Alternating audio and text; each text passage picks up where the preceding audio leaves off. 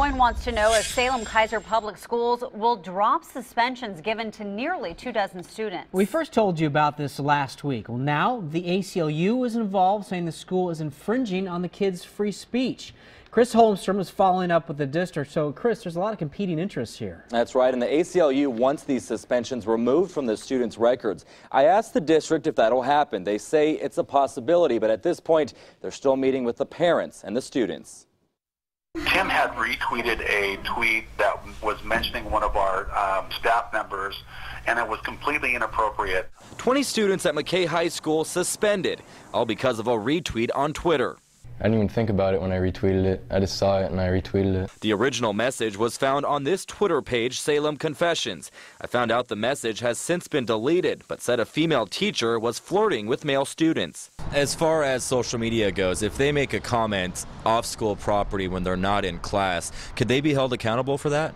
It's certainly possible that you can be held accountable for things that you do in your at your home, on your home computer. Our right to express ourselves. But the ACLU says not so fast. I got a copy of the letter they sent to the district. In it, the organization says the students were unlawfully disciplined and the school should respect their free speech rights. The courts have been very clear so far, even though technology is moving very fast, that school officials only have jurisdiction over what happens in school. I learned there are some exceptions, especially if the messages pose a credible threat to students or staff. But the ACLU says this is not the case and is urging the district to remove the suspensions from the students' record. That doesn't mean they shouldn't be talked to about it by their parents, possibly by school officials, so they can learn about the impacts of speech. School leaders tell me students can express themselves until it impairs teaching and learning, which they believe it did in this case.